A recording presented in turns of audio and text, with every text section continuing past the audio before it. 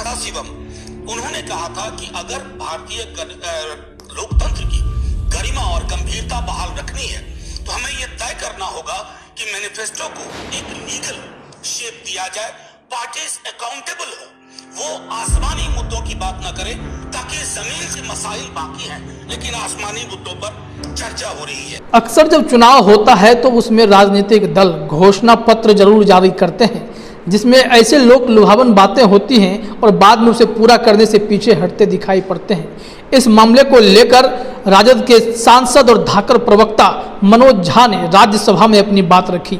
उन्होंने कहा, लोकतंत्र की गरिमा और गंभीरता को बनाए रखने के लिए राजनीतिक दलों के चुनावी घोषणा पत्र की मर्यादा और महत्ता को बनाए रखना अत्यावश्यक है।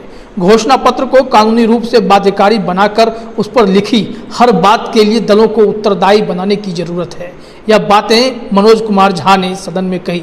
मनोज कुमार झा ने और क्या कुछ कहा है, आइए सुनते हैं। शुक्रिया माननीय सभापति महोदय, बेहद खुशी की बात है कि आपने सहमति दी इस महत्वपूर्ण विषय के लिए।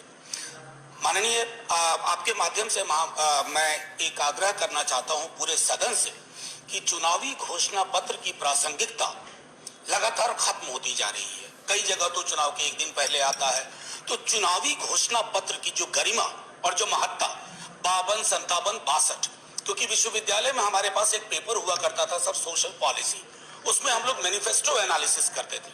अब वो यूनिट ही निकल गया विश्वविद्यालय से, क्योंकि मैनिफेस्टो के प्रति जो गंभीरता होनी चाहिए पॉलिटिकल पार्टीज की अक्रॉस स्पेक्ट्रम, उसमें लगातार गिरावट आ रही है सर।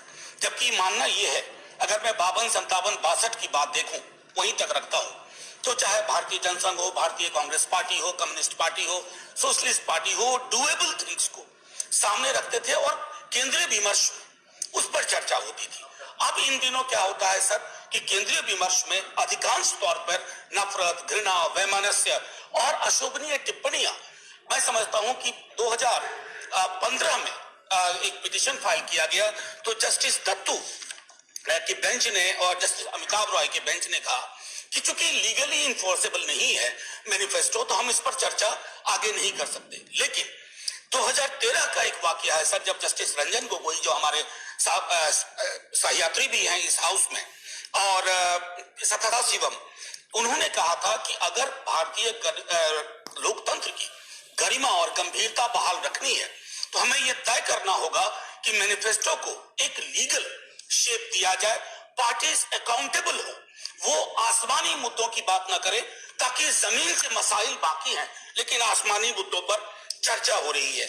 महोदय, मैं आपके माध्यम से पुनः सभी पक्षों से, सरकार से आग्रह करता हूं, एक बार सामूहिक रूप से बैठ करके इस पद्धति को विकसित किया जाए, ताकि चुनाव में और उसके केंद्रीय विमर्श में हम क्या करने वाले हैं वो पॉजिटिव एजेंडा है, ना कि ऐसी चीजें जिससे नफरत की दीवारें खड़ी होती हैं। सर, जय Hind. I'm seeing only few hands are being raised.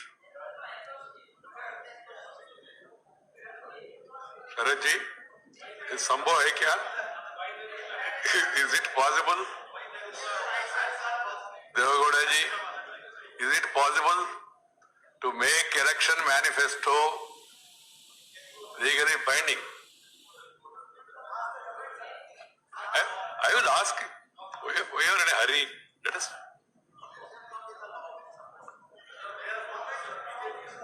So if they are ready, we are ready.